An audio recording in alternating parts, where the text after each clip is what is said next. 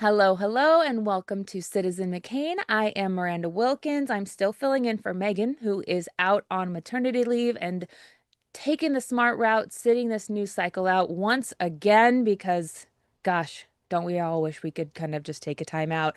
If you are watching right now on YouTube, and I see that there are a bunch of you in the chat there, including someone from South Africa, please feel free to join us on the Zoom, register, and Ashley will let you in. We have a ton of people watching live today. I see all of your beautiful faces. If you want to talk to us, we have Binion and Lydia Moynihan. I almost said Billy Moynihan. That's a nice little merge. Yeah. I like it. It's a good blend. If you want to talk to any of us, please raise your digital hand and we will call on you. Billy is a reporter at Reason Magazine. You can find him at Billy Binion everywhere. And Lydia Moynihan is a New York Post correspondent, and you can find her at Lydia Moynihan on X and YouTube. So, um, there's so much happening. I don't even really know where to start. Hang on. Okay, so I want to tell the truth to everybody. I was having tech issues this morning and I need to turn the brightness up on my screen because we all look very dark. Okay, there we go. I can see you guys much better now. I want to start, I guess, with Joe Kent and what happened yesterday with the resignation because I don't think it's really like resonating as deep with everybody as I think it should because I was talking to some people yesterday and it's like, oh, that, Joe Kent resigned and there's a lot of who's that? So, I mean, let's just kind of talk about this because I think this is a much bigger deal than what it seems like on the surface. So Joe Kent was like a guy who was MAGA before MAGA was a thing. I mean, he's got a lot of very intense, hard right conservative opinions and values. I'm not diminishing his service. Obviously, he's a Green Beret. He served 11 tours. He's a Gold Star widower. He lost his wife to a suicide bomber in Syria. I mean, this man has been through it. And he was working under Tulsi Gabbard at the DNI as at the Counterterrorism Center. And, this is the very first senior official to walk away. Kristi Noem last week got fired or transferred. And yeah, let's say they made up a job for her. So and he had posted this public letter saying he can't support this war with Iran and Israel, and he is like, this isn't our problem and this is not America first. And he's echoing a lot of the sentiments that these traditional hardcore MAGA people are jumping up and down about. I mean, Ashley, if you want to cue up the clip of the lady, um, I don't have the number, I'm sorry. But the lady, you know who I'm talking about. Amanda Robbins, I think is her name. Did everybody see this yesterday? On Morning Joe now, I think it was. Anyway, MSNBC now. But there's this big America First anti-intervention wing of Trump's coalition, and these people, this is the opposite of what they voted for, and this is continuing to happen in the administration. And so um there's a lot of pushback with what's going on. Ashley, let's play the clip because I have some Say something questions. to President Trump and he was going to hear you right now, what would it be? You're a worthless pile of And you voted for him how many times? 3 times. That was my bad. Apparently, I'm an idiot. So this is, what they like to call a triple trumper. And look, so I'm gonna just say, because Billy, you know me, I love to put my conspiracy hat on. Uh, I have 3 reasons for why I think Joe Kent resigned yesterday. Um, because this doesn't just happen for no reason, and I'm not necessarily totally buying the isolationism and anti-intervention stuff. So, one, he sees where this is going, and he can tell this is not going the way that we want it to go, or whatever. It's not going well, and he doesn't want to be a fall guy. Two, he saw or heard something in the intelligence that he did not like maybe he saw some planning of something and he wanted no part of it, and his role as, defend America and its citizens and all of that, that he's just like, I can't in good conscience do that. Or number 3, and this is, the best of all of them is he's aligning himself with Tucker and JD and that coalition for 2028. So, if this war goes sideways, then that faction can do the I told you so dance and run on that platform.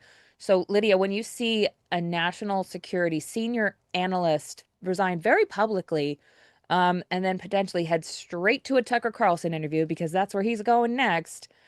Is this a political story, media story, a hybrid? Is there going to be an explosion, or is this just kind of something that is in our realm?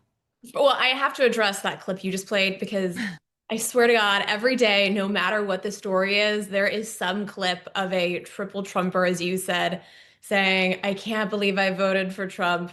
So I'm sure in her case it's genuine, but I don't think we should read too much into that because every day there's somebody who's making the same statement about whatever Sure.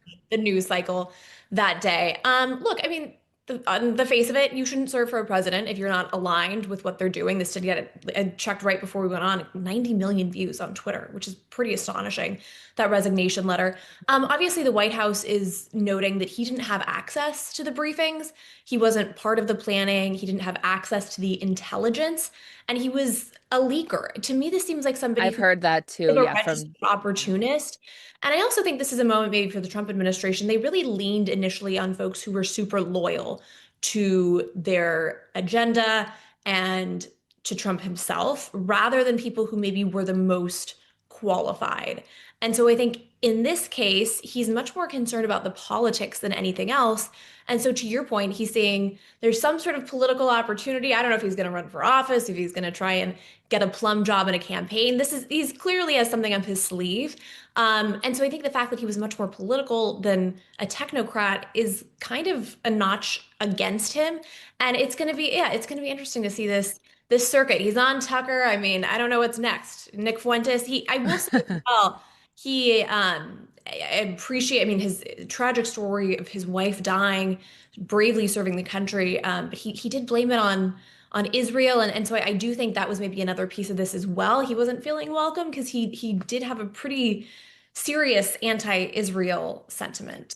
Yeah, he's got a history, and I mean, this is not even, I would say, alleged. This is pretty documented of being with the Proud Boys and making anti-Semitic remarks and stuff. But to your point I don't about, think it's lost. yeah, to your point of what you said, loyal to the Trump agenda and stuff. What happens when the agenda changes Yeah. so drastically within these cabinet members? I mean, how can you expect them to stay and follow the mission when the mission is no longer the mission?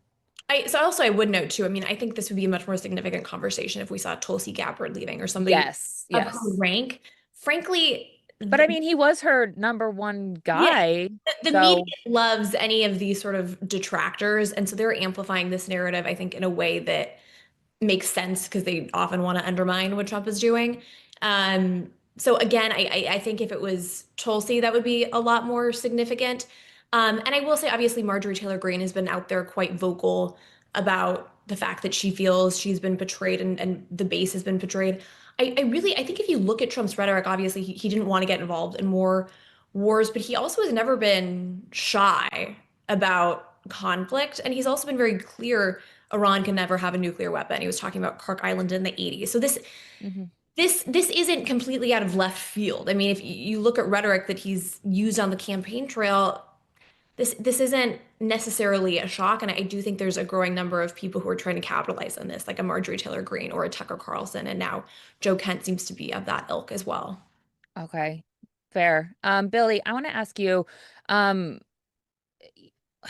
I think it was the show that I did with you and Yemisi a couple of weeks ago that we were discussing the bad messaging between like with President Trump and Marco Rubio for just even going into the war in the first place. Was like Rubio said something on the Monday and then Trump came on Tuesday and Rubio had to backtrack on the Wednesday, and he's like, well, this was all based on the president's feeling that there was going to be an attack. And that kind of aligns with what Kent said in his statement in that you know um there wasn't intelligence that Iran was an imminent threat at this point. When the core argument is that there is contradictory statements. How does that keep this MAGA faction, Republicans, whatever they're calling themselves these days, how does that keep it together? Because this is completely eroding the trust of, and it's a very clear divide now of fraction in the party. I think you'd be surprised in terms when it comes to talking about fractures. I mean, Lydia alluded to this a little bit, but the polling isn't, I mean, the polling I've seen appears to reflect that like people are actually pretty okay with this in MAGA. And I think that, you know, to her point about stopping random people at the gas station and being like, do you regret this? I mean, people, there's always going to be someone who says something, but like in general, it would seem that the people who are hard MAGA are fine with this. And because the principle of hard MAGA is just like, we like Donald Trump and Whatever he says goes, yeah. I think in terms of messaging, the thing that struck me, I mean, I work for a libertarian magazine, so when I first saw his statement, I was like, oh, this is refreshing. And then I read the letter and I was like, oh, this is like anti-Israel conspiracy theories about how, you know, essentially Donald Trump only pulled the or pushed the button, whatever, put this into motion because the powerful Israel lobby made him. And I think it just really annoyed me, not only for its like anti-Israel whatever, but there is, whether or not you like Donald Trump, there is a tendency among his core supporters, I think we can all admit, to kind of absolve him of any agency when there is a decision they don't like. It always ends up being when the top people leave, it always ends up being something like he just wasn't being advised by the right people. You know, he just was influenced by outside sources. Donald Trump, in my experience, kind of does whatever. I mean, in my experience as a journalist, an observer, does whatever he wants. And I He's a think big boy, it is, yeah. It's like why no, are I we mean, infantilizing him? Yes. right. And so, I mean, he can have, Joe Kent is entitled to his opinions on the Israeli government. I have mine as well. But the idea that Donald Trump bombed Iran because Israel made him is just another example of one of his top people refusing to just say, actually, the president did something that I don't like, and a refusal to be willing to say that in public, you know, and it always has to be someone in his circle's fault. It always has to be some outside influence's fault. And I think it's very annoying. Donald Trump is almost 80. He's like almost 80 years old. He is 80 years old. Like I think this year he turns 80, if I'm correct. That could be birthday wrong, Trump. He is a grown-ass man, and he is accountable for his own decisions. So that, to me, that is what most stood out in the letter in terms of messaging. Your question was about messaging. Just this constant, we were like 10 years into this refusal to say, like, actually, Donald Trump sometimes does things I don't like. So do we look at Joe Kent as a whistleblower, or is he more of like a disgruntled insider who maybe was upset about being kept out of the loop and he doesn't like what's happening and he's out? Right. I think a whistleblower implies well, we don't know what he's going to say on Tucker, so he may have stuff to spill, you know. But I do have this, I mean, I don't know if you all saw, there were some you know, vintage posts of Joe Kent's on. I saw a couple that Trump had shared on Truth Social, basically. Right. There's one from January, and this is why I'm looking at my phone. This is one from January 8th, 2020, where he says, I personally think, and it's talking about Iran, I personally think we should have crushed their ballistic and nuke capes, but Trump has a plan. He has definitely earned the confidence of any clear-eyed observer. So, you know, people are allowed to change their minds, of course, but 6 years ago, he, you know, while still sucking up to Trump, was publicly saying that he was being too dovish. So which is it? Right. I mean, it's like one of my favorite things is imagine, you know, changing your mind when presented with new information. There's people who are pulling clips of Pete Hegseth from November of 24 saying no war, we don't want to go, right. We're not doing, you know, so it's like that was a year and a half ago. So, right. I mean, people change their minds all the time.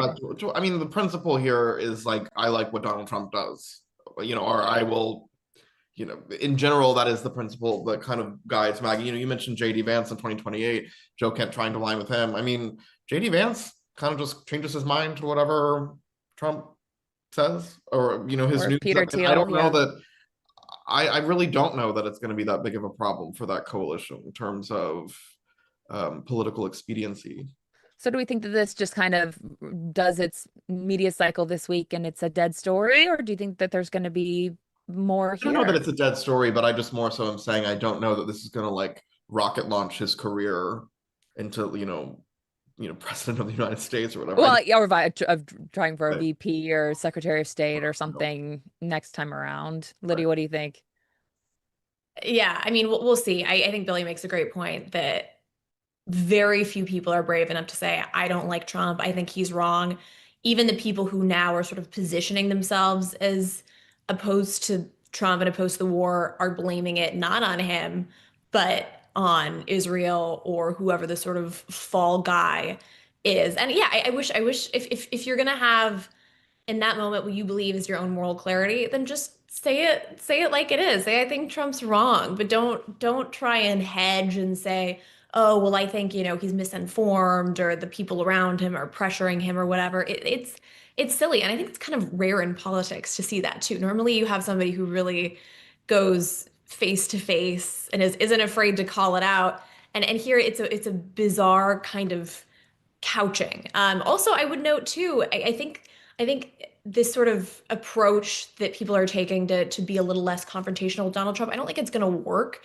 Obviously, Trump called him out, and Trump in the last week has now come to Mark Levin's defense, which is kind of interesting. So it seems like Trump himself— We're going to go there later. I know. Trump himself is taking sides. So this narrative of, I don't like Israel's influence on Trump, I don't think that's going to work anymore, because Trump is just telling it what he thinks it is and coming out with it. And to your earlier point too, just about the narrative and the messaging on all of this, I do think it's been a little sloppy. I think Trump's going out there way too much, saying way too many different things to way too many people. I think he should be much more focused. And I think the fact that there hasn't been the best messaging from the administration on this makes room for somebody like Joe Kent to come out here and say, oh, they're totally off base and make these accusations. I think if you had a tighter and a more concise narrative, a stronger sort of explanation for what exactly you're doing and what the end game is, you wouldn't see people sort of trying to take advantage of that confusion. And yeah, I would just like to see more. The initial message we saw from the president 3 weeks ago or 2.5 weeks ago, I think was really strong. And I think we just need to see more of that, not calling into radio programs and and get the messaging on point 100%. And to that, speaking of like weird messaging and what's true and what's not, I don't know if your guys' algorithm is as weird as mine, but the internet is obsessed and convinced that Netanyahu is dead. And he had to even do this weird video at a coffee shop where he had to prove that he's alive, and he's had to, like, you guys remember when Charlie Kirk was assassinated and he had to come out and say like 1,000,000 times we didn't kill Charlie Kirk? Like, it's like on that level. Like he's had to do so many different proof of life videos, like walking down a hallway with Mike Huckabee, and he's like holding up his hand to be like, I don't have 6 fingers. Like, this is so like beneath the level of discourse that a person at his stature in the middle of a war should be even entertaining. And the fact that he's doing it like with humor is I have a lot of feelings, like you said, about Netanyahu, but this is actually very entertaining to me, that I'm just like, oh, this is hysterical. But like, it started after a wave of claims came out of Iran. If everyone has a normal algorithm, like one of my producers was like, I have no idea what you're talking about. I said, oh, good for you, because my algorithm is full of this. People counting fingers and zooming in. There's some dude on Reddit who's like, I've cracked the case. His wedding ring disappears in this shot. It's like, oh my God, grow up. Can we play just like a fragment of the coffee shop clip? Because this is what he had to do. And people were like, he proved it because he said some kind of like slang phrase in Hebrew, I'm dead for my people. And it's like, it actually means like, I love my people. It's like when you say I'm dead because I'm laughing so hard, and people are just so crazy. So let's play this clip just really quick so people can get some context for what we're talking about. תודה. מה שאלת אותי? ראש הממשלה אומרים ברשת שאתה בכלל מת? אני מת על קפה, אתה יודע מה? אני מת על העם שלי. איך הם מתנהגים, פנטסטי. This אתה is רוצה his לספור proof of מספר life אצבעות? video. אתה יכול להראות לנו? פה. פה. ראית? יפה מאוד. לחיים. אתה חושב של המסר לאנשים שיוצאים ומתאווררים? לצאת להתאוורר, אבל ליד Okay, and we מרחב can stop מוגן. it. People were even saying והעמידה that this שלכם was היא מדהימה. fake because he takes like the teeniest sip of a hot coffee they just handed him, and the coffee didn't go down enough for their liking. So that they're saying that, oh, the foam didn't move, so this is a fake video. It's a deep fake video. It's like, oh my, for the love of God, there's enough fake stuff on the internet. I don't know if you guys are watching these animal and fruit AI videos that I love, with the crazy telenovela style drama, but that is fun AI to watch. This is not even AI. So people are making this the biggest like thing since like some kind of crazy, insane cover up, like who really shot JFK and all that stuff. So I want to ask you, Lydia, because this kind of feels like a perfect storm of AI paranoia and geopolitical tension and social media. And why are people so quick now to believe these kinds of things? Yeah, I mean, conspiracy theories are back with a vengeance. You look at some of the polling, particularly among people under 30, and gosh, I want to say, I might be getting some of these numbers wrong. Almost a majority of young people now think that 9/11 was planned. So conspiracy theories are running rampant right now. And I think a lot of that is because people were gaslit for so long with COVID, for instance, that because they've seen one cover up, they assume that everything else is also a cover up. And I think, unfortunately, this is probably just the beginning of what we're going to see with confusion and AI. I'm very alarmed for this upcoming election about what kind of disinformation we're going to see. I would say, though, I think it's kind of hilarious that in this case, the same people who are saying that Mossad is the most powerful force in the world and the Jews are controlling everything and they're so strategic, they would be so feckless as to create bad AI videos. Yeah, 6 fingers and hairlines moving in weird ways. Yeah. I do find it a little ironic. It's like you got to pick a lane. Either Mossad and Jews are all powerful, or they're making really shitty AI videos, but you can't have both. That is such a great point. And I mean, to your point about conspiracy theories, I love a good conspiracy theory, especially when eventually it does come out to be true. Like everyone was saying the Epstein files weren't real, and then so much of it came out, and it's like, oh, they are arresting people, and Prince Andrew's going down and losing his titles and all this stuff. Like so much of that did end up being true that it's like at this point, and the UFOs, and your dog's so cute, the UFOs and the aliens and all that stuff is so true. And I even have some stuff on like the main general has gone missing. That's like the boss of the UFOs. So it's like when so much of this stuff becomes true, Megyn and I have this like side conversation going where we're just like, yeah, sure, okay, whatever conspiracy comes out, okay, I believe it. That guy got taken by the dolphins. Yep, it totally happened. So I don't blame these people for believing it. Remember that period of like 2 weeks, or maybe it was a long weekend, that President Trump like wasn't posting on Truth Social, and he wasn't seen, and he wasn't like golfing. He was just kind of like chilling, and everyone's like, they're throwing his body out of the East Wing windows, and he's dead too. You know what I mean? Do you remember that? It was like Also, last summer. The one person we really needed proof of life of that no one seemed to care about was Joe Biden. Exactly. He would disappear for weeks at a time. The Joe Biden clones is another one. It's like there's so many crazy conspiracies, and it's like, no, he's just had some bad plastic surgery. Such bad plastic surgery, allegedly. So it's like, when this happens, there is a thing there that makes me think, well, but then, we see the videos. There's people that are interacting with him on a minute by minute basis. And Billy, this all feels like the next evolution of conspiracy culture. It's not the government is lying and nothing we see is real. It's not just that. It's like, how can we change the way people engage with the news and politics and social media? Like, is there a fix for this, or is this just the new normal? We just have to deal with it. I think about this a lot as someone who's worried about being automated away. Fair, yes, They have AI podcasts that, I mean, if you watch Landman, that radio show that they like to play for the oil riggers, totally a terrible AI radio show. It makes me I think in general, though, whether or not this is good or bad, I'm not sure. But I think in terms of the future of engaging with ideas, there is a hunger already for kind of in like, people like Tim Pool, Taylor Lorenz, like you go to them because you really want to hear what they have to say, even if it's like out of morbid fascination. So I think, the future of kind of the information marketplace is going to be, especially as we see like an explosion of AI generated content, is going to be, oh, I have to go. It's going to, the person is the brand, I suppose, and going to people who have an audience that trusts them deeply, whether or not they deserve it is its own debate.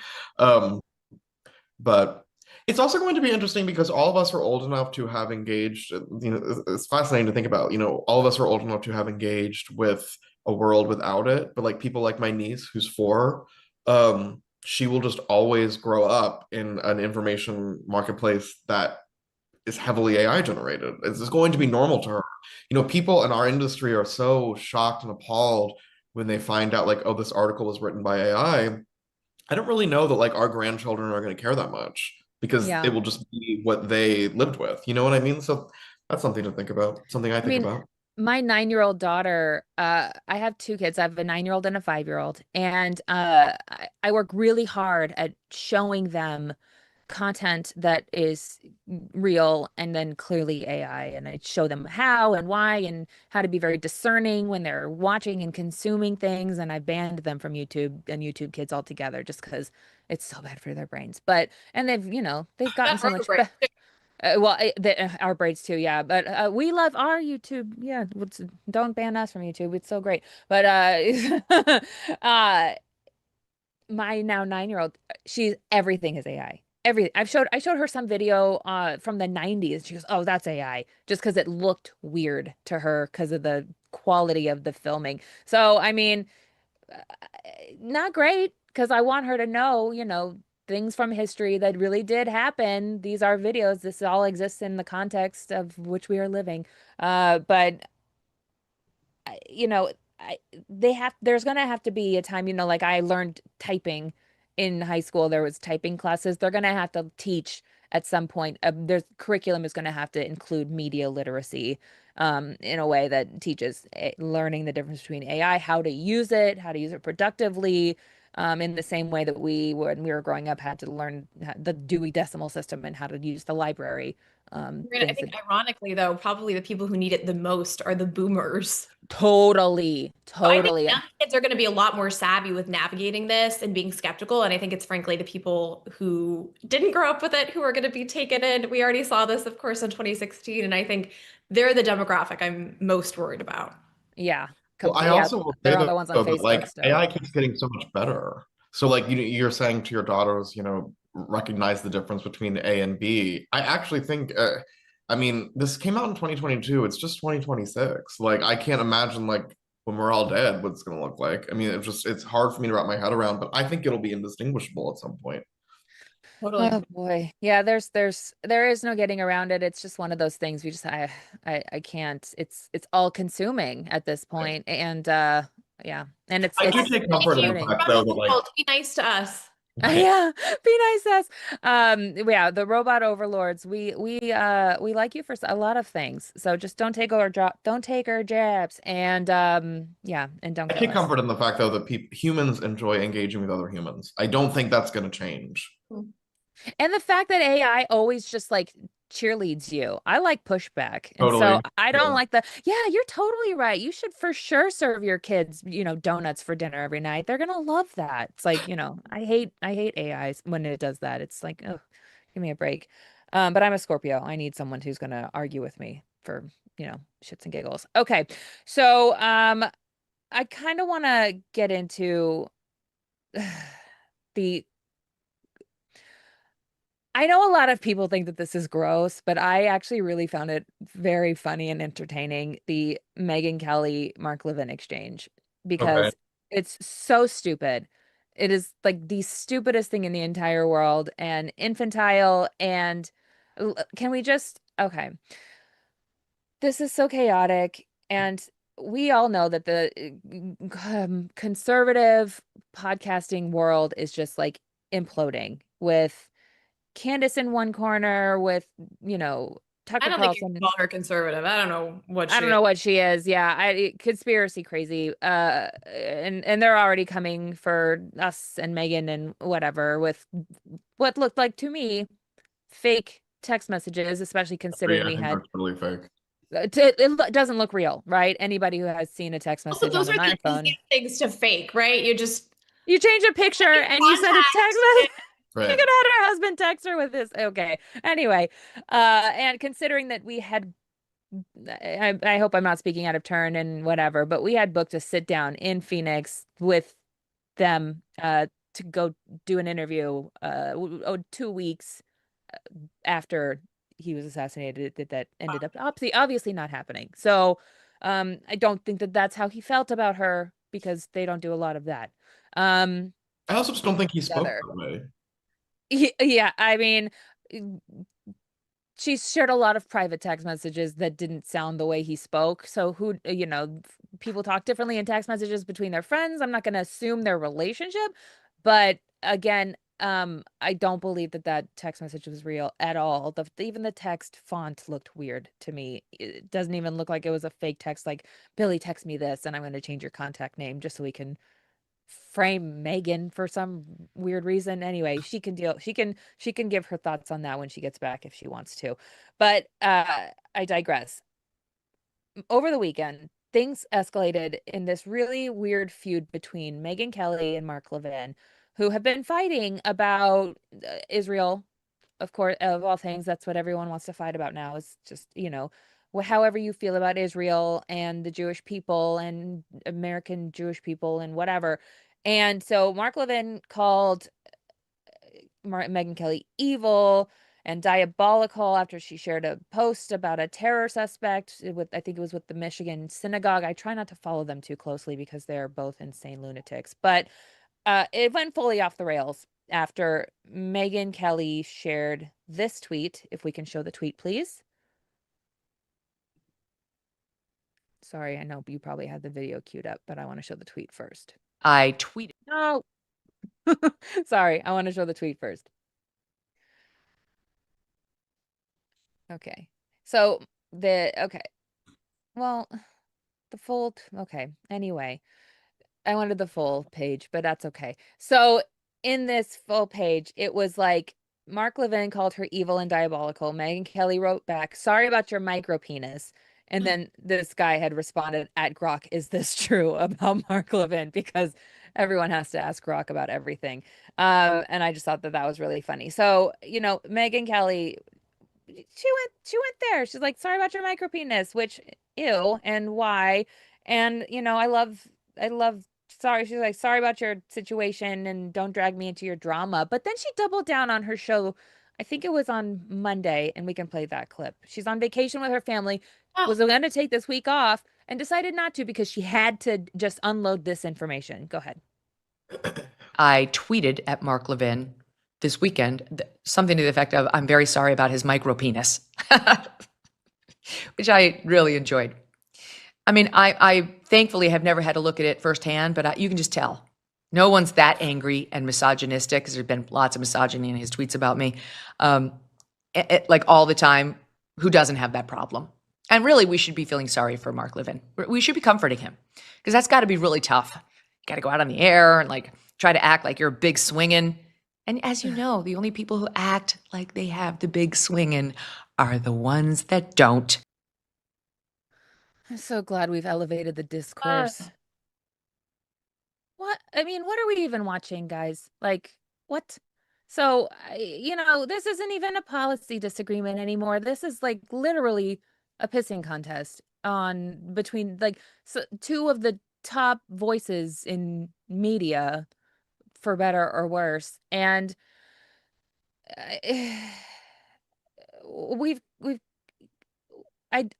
I'm at a loss. And she's skipping her family vacation. You can see she's in a hotel room.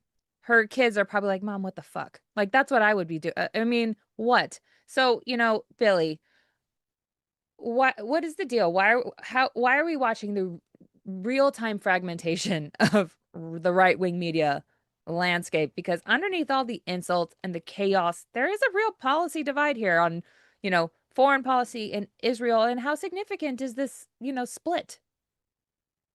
I mean, there is a policy divide, sure, but they're not talking about policy. And this is kind Not, of one I of the, mean, not anymore, but yeah. I think this exchange is kind of emblematic for me of why I like very much roll my eyes now when people talk about, or moralize about the need for civil discourse, which I very much believe is important. I mean, I think most people in theory believe it's important, but in practice, all the most powerful people, a lot of the same people who moralize about it, turn around and talk like this. I mean, it's interesting. It's more than interesting. It's kind of funny watching Mark Levin and Megyn Kelly, of all people, have this exchange, because both of them have done a lot to degrade the quality, I think, of our national dialogue over the years, because being nasty in public pays dividends. And I think that's what they're cashing in on. I also will say, I'm not a parent, but like, aren't you embarrassed? I mean, like, Right? She's got she's one of the teenagers. most visible people in conservative media. She is very Googleable. If I Googled my mom and she was out here publicly like giggling about someone's micro penis, I don't know. I just think that's so humiliating. And um, I don't know. One of my mottos, I think, is like selling your soul for clicks on the internet is just never worth it. I mean, she's playing the short game. I'm sure she saw a spike in views, but I mean, at what cost? You know what I mean? She goes on to say, because I do everything for you guys, and I've had to watch like 40 minutes of her show to get to find that, which kill me. She goes on to say that Mark Levin then ran to Dedi, which was President Trump, who had to then tweet nice Who things did about defend him? Yeah, Mark Levin. And it was in regards to the micropenis thing, which is like, it's so weird. Again, why is the president having to stoop to this level? This is like this ties back into the Netanyahu with the holding up his hands thing. It's like, what is going on? I remember a world in which this kind of stuff didn't happen. And is this a epidemic regarding social media, or is this just everyone has too much access to this guy, these people, like Yeah. in their world of media and coverage? People respond to incentives, and the incentive with the algorithm, with the internet, is to be as provocative as you possibly can be. And that's kind of how she gained a following on YouTube. Is she said a lot of crazy things. And Right. She's kind of a bully. so this has kind of been her MO for quite some time. And it's pretty interesting to watch. This is a recent phenomenon, I think, because previously, and I'm not a fan of the mainstream media, but there was a sense in which if you were working for a notable network, there was a certain standard that was expected. And this would be, if you were in a network, you would get fired for this, and rightfully so. And so it's only a new thing where people are incentivized to be as crazy as they possibly can to get clicks and views on YouTube. And she's probably making a fortune because of this. She probably made money just from that video alone. And so the incentive system is all skewed up. There's no encouragement to maintain credibility. It's all just about views. And so I think a lot of people who love Fox in particular, who were really incredible and smart voices there, have just become unmoored, and their incentive structure is changed. And I would also say, I mean, I think it's a fine line, because I think this infighting initially happened because of Candace, and because Candace has made a fortune going after Erica Kirk. And so I think it's tricky, because I really respect Ben Shapiro for putting a line in the sand and saying, like, look, this is unacceptable. Candace can't be making these kinds of statements. And obviously he felt a responsibility because she was at Daily Wire. So I think that amount of infighting is important. It's important to draw a line in the sand and be like, this is unacceptable what she's doing.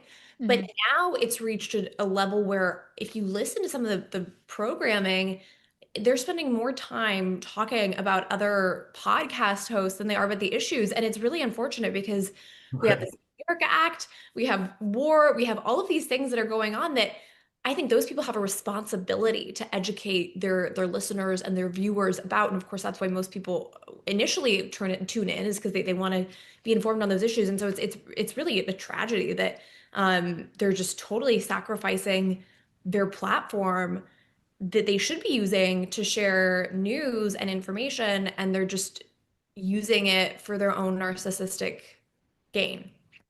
Well, yeah, I mean, you can see why though. Like, and it's like what you said, it's the clicks and it's the views, and that's what gets it. I mean, Candace had rebranded herself as sort of like this like celebrity gossip journalist, and she was going deep into where's Britney Spears and what's happening with Blake Lively and Justin Baldoni, and then the Charlie Kirk stuff happened, She's and rebranded herself many she's times. she's been all consumed with exposing Erica, and the internet just bit on that so hard that I can't imagine what her next grift is going to be, because she's going to try to live on this forever. I mean, I think she wants to see Erica in jail or something. I don't know what her end game is with this. So yeah, and to that point, I mean, yeah, we see like Tim Dillon, she's gone after, or excuse me, she's gone after Tim Pool. She's going after everyone. So she can't have many. And in a way, friends. that's the best way to get views. If you go after somebody who's high profile, and especially if they engage, that makes you more relevant. Yeah. I mean, so do we think that this is just a messy moment, or is this going to just continue to divide not even just the media, but the people that follow the media? Because it's like, there are normie moms I know that were never even involved in or interested in politics that have been drawn into this just because it's like watching Real Housewives. It's like it's very Bravo. And so they're like, "Oh, what are they going to say about Tucker? What are they going to say about Candace?" Like, and then they get it's like getting red pilled basically, but in like the worst way possible. I don't think it's going away. I mean, I think you can kind of interestingly kind of trace this general business model back to like talk radio. Rush Limbaugh, for whatever you think of him, kind of was like a pioneer of this sort of like. It's like the Howard Stern of political commentary. Yeah. Right. And like kind of, I don't really like this phrase because it's kind of corny, but like conflict entrepreneur, like understanding that there is a business model to be had in stirring the pot. And I mean, that was obviously like in the 80s before we were constantly we all had platforms to like, yell at each other all the time. And so it's just become more and more extreme. And so, Megyn Kelly and Mark Levin and that kind of thing, or like in some sense, like the new Rush Limbaugh. Well, I mean, Mark Levin's been around forever. Yeah. Yeah. In a way that is, similarly provocative, but like where you have constant access to it instead of just, a slot on, a certain time slot every day. And it's everyone, because anyone can log on and post a TikTok or post a tweet or whatever. And I actually really like the democratization of media. I like Lydia as well as Lydia. I'm not a big fan of the mainstream media. In theory, I like the idea that everyone can have a voice. But that's what I love about Substack. To hold themselves to a standard. Yeah, totally. Yeah, and people, everyone has sort of a role in this, and you can vote with your eyeballs and engage or not engage and choose who you listen to and support accordingly. Well, I contributed a bit to Megyn Kelly's numbers last night just to get that clip, because for as cringe as it is and embarrassing to see a 50-something-year-old woman yap about a micro penis, it did give me a giggle, because it's just probably that clip paid for her vacation. Well, good for her and her kids. I hope they have a good time watching their mom set up a ring light in the corner of their suite at the Atlantis or wherever the hell they are. So good for them. Because if I was doing that on my vacation or my mom did that, I don't know. It's just gross. How much money is enough? You know what I mean? It's like, she's got to have enough. So Billy, this is something that you wanted to do because, and it's not the one, it's one of the ones you wanted to do. This is the Doge boy. And I hate to say it because he's so cute, but I hate him so much. This clip is going viral and he has a name. I don't care to know it because he sucks. But, I just want to play the clip because this sums up the entire legacy of Doge in about 16 seconds. And then, Billy, I'm going to just let you rip because this is your baby. Let's go. Program that people might have lost important income to No. To support their lives? No.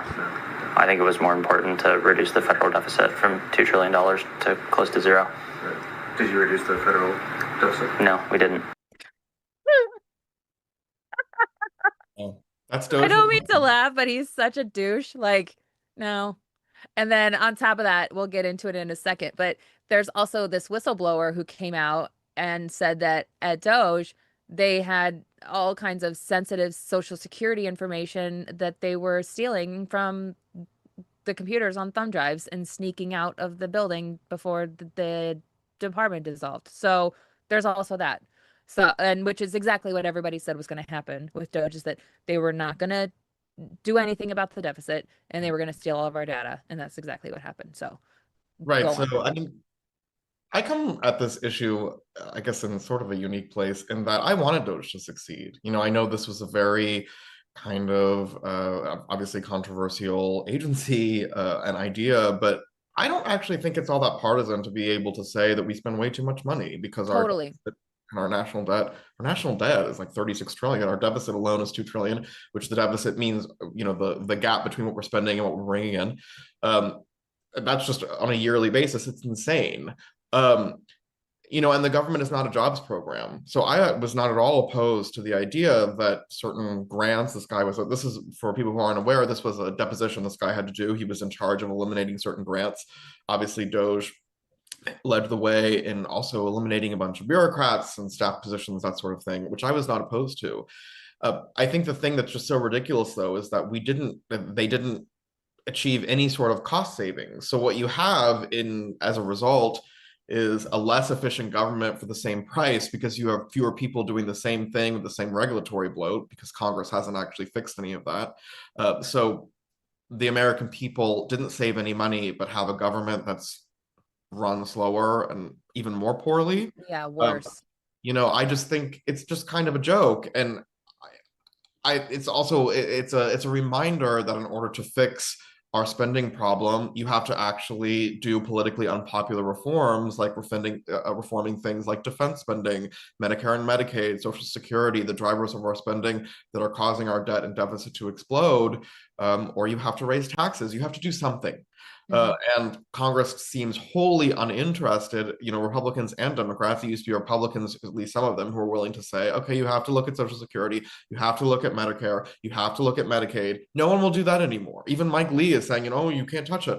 Okay, I mean, well, then you're lying to the American people, because if you're not willing to reform anything, and if you're just gonna, you know, that's why this DOGE video was so, it was perfect to me, because it epitomized the uselessness of that agency. You're going to axe political pro subscriptions, you're going to fire a few career bureaucrats to chase headlines, but you're not going to do anything to actually attack what is a very real problem in this country and one of the predictable financial disasters that we've ever seen coming.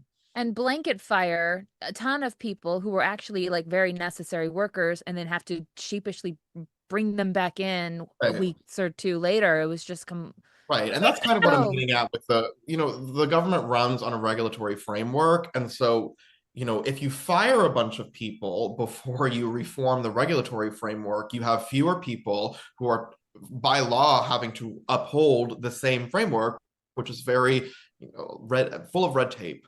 So you have, and that affects the private sector too, that has to go through the government for many approvals. So DOGE effectively made it worse.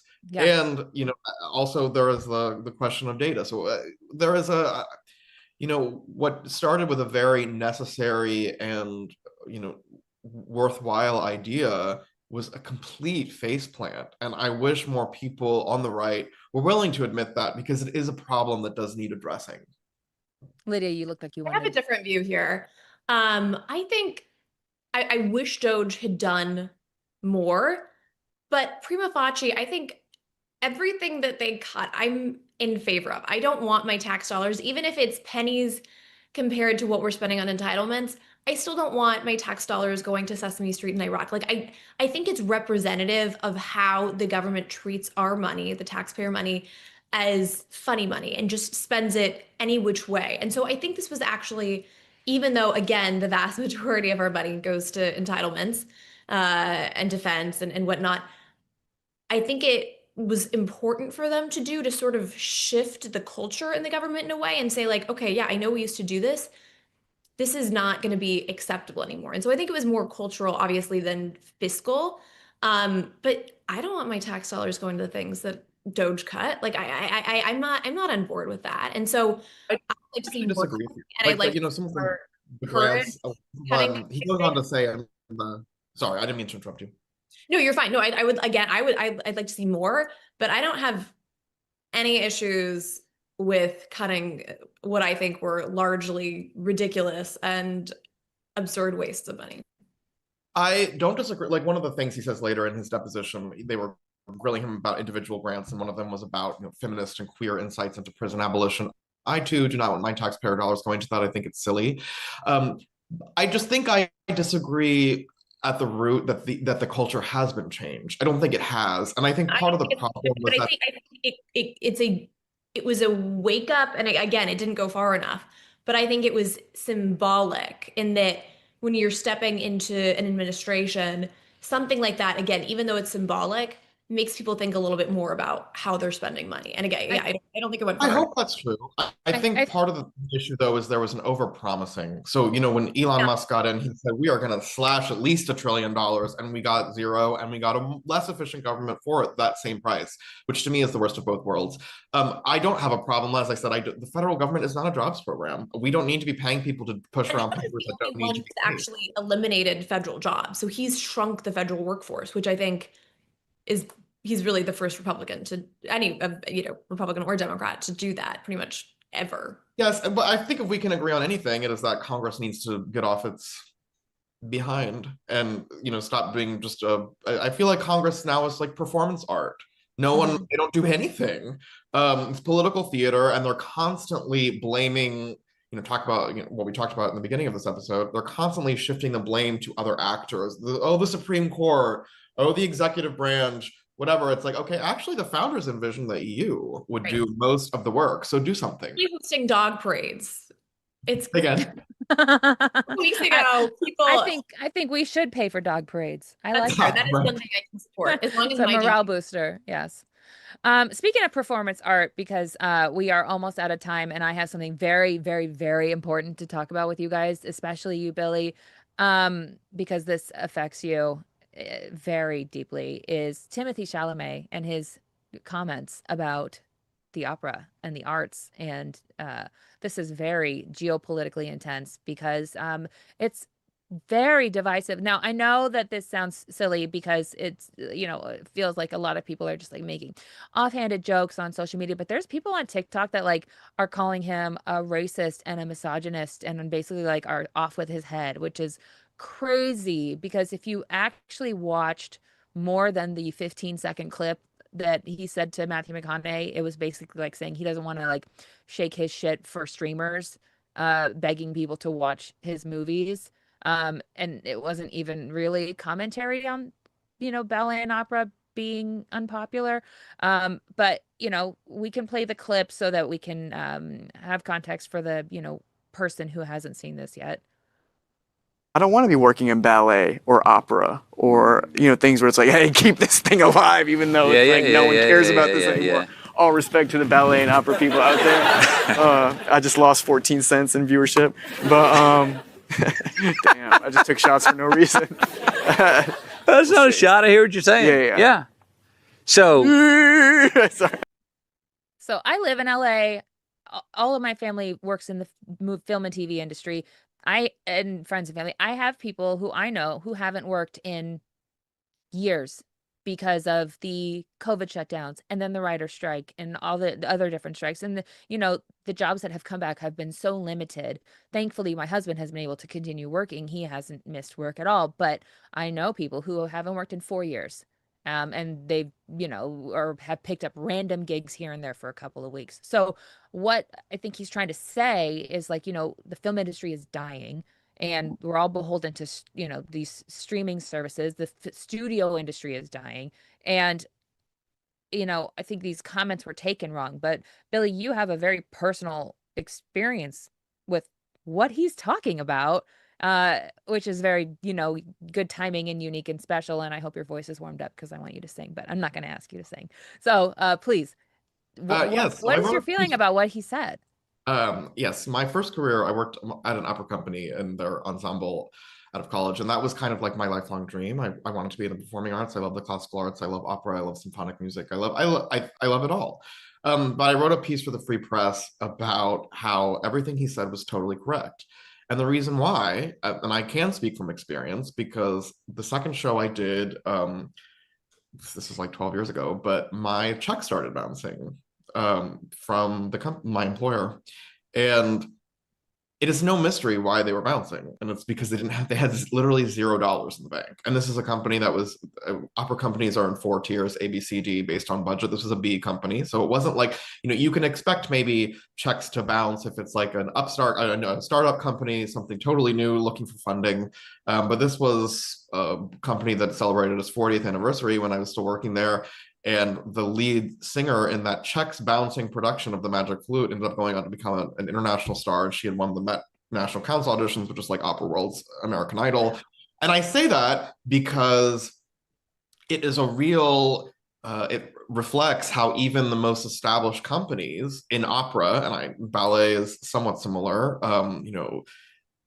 that they just are totally hard up for cash because people don't go. And it's an industry that is kept alive almost entirely by really rich old people who just don't want to see it die. And even the Met, I mentioned this in my piece for the Free Press, the Met is courting money from Saudi Arabia because they are, right, I see Lydia's face. It's disgusting. These people are totally liberal, and the Met has thought what is rumored to be around $100 million. I don't want to get the number wrong, but it's a large infusion of cash for agreeing to go and bring their singers over there and sing for them a certain amount of times per year. And they've also eaten into their endowment by like over $100 million, which their endowment is like, what you keep for like a rainy day. And they, over just a few years, have depleted it by a third. This is the #1 opera company arguably in the world. The only real competition I think would be from something like La Scala in Milan.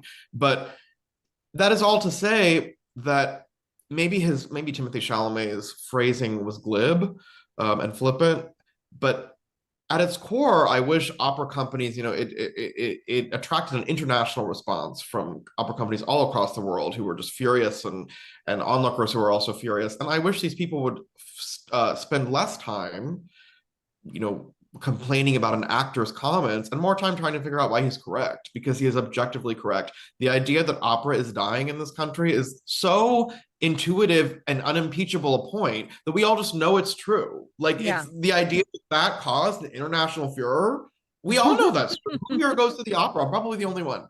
So it's totally inoffensive. And like I said, as someone who really cares about the art form still, I wish that these companies would figure out how to save it instead of whining about what some actor said. It's the same. Musical theater, aside from like major Broadway shows, has a very similar problem also.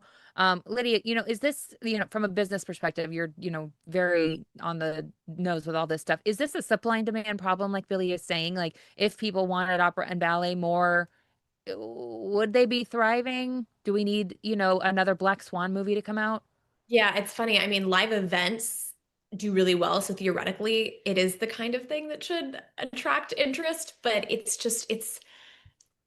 like Latin. It's like a dying language. And I love going to the ballet, but I'm not going that often. And it's like the Nutcracker at Christmas. Ironically, that's it. Right. Once a year. Ironically though, this is like the same of basically every form of entertainment except TikTok. This is in the future, Hollywood, movies, everything like we were talking about is essentially going to be AI. So I would like to see people donate and keep this alive and celebrate it, but I just don't think it's realistic. And it's sad, in theory, again, I want to support the opera, but I don't really like going. I hate to say it. And I don't blame you. It's not for everyone. And I think part of it is, people, in response to my piece, the angry opera lovers were like, well, in Europe, it's popular.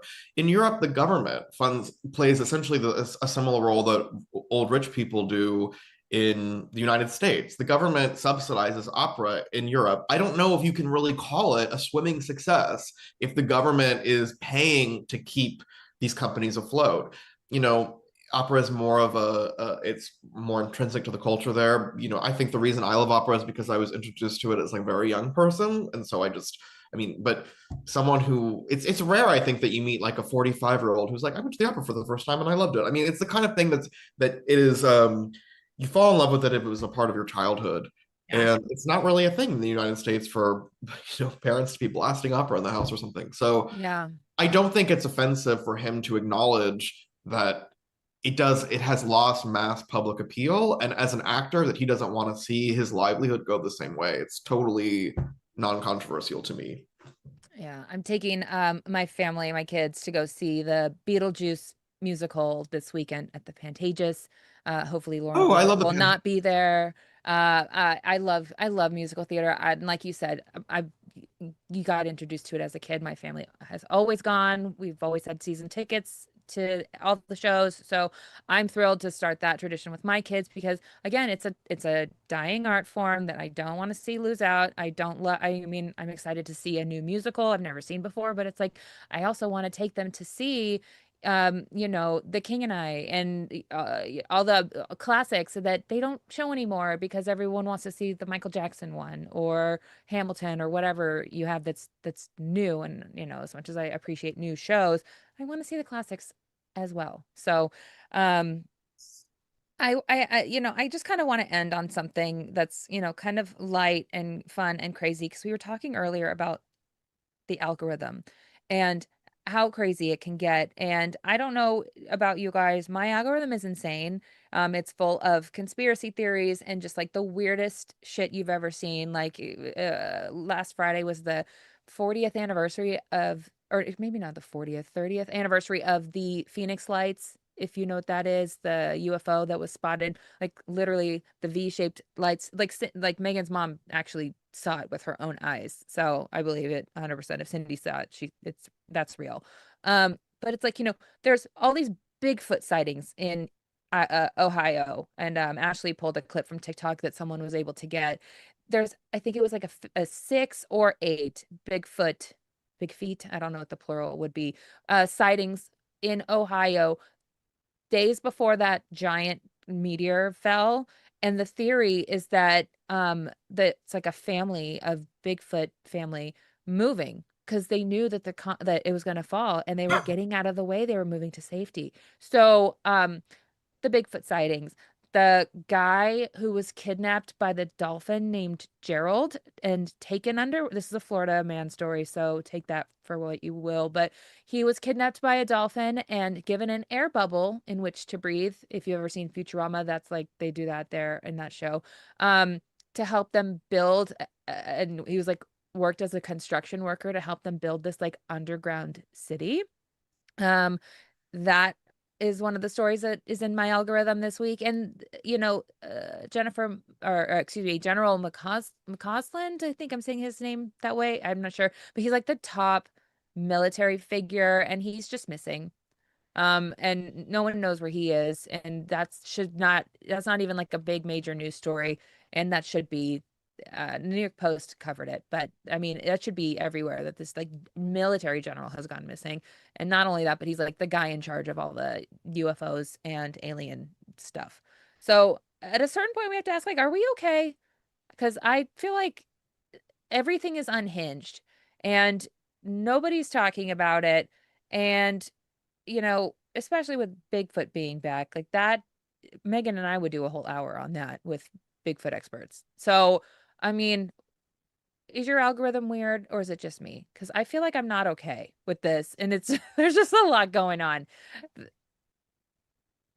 My algorithm is not like I was that. like, nothing. No, your algorithm is not like this. I hope your algorithm is beautiful ballet dancing because, from a media perspective, is this just the algorithm feeding me chaos then? Because you guys have normal algorithms. Or is this just like weird stories are breaking through more than usual? Because what I'm seeing is everyone's saying like, oh, we're finally seeing the stuff we weren't able to see before. And it's like, what the hell? What's going on? My theory is, and I think there are UAP, but I mean, you have people like Obama now who's willing to address it and talk about it. And I just think if these things were true and the government knew about them, I don't think anybody could keep it a secret for that long. I don't have that much faith in our government officials. Yeah. I think that's a very fair point to make. That's my one count against it. Other than that, I'm with you.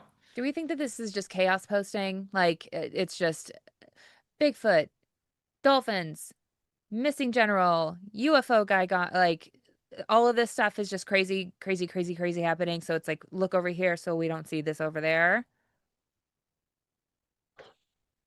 I'm the wrong person to ask because I'm like one of those people, you said you believe every You're so conspiracy pragmatic, yeah. You literally work for a place called I'm like, say again. You literally work for an outlet called Reason. I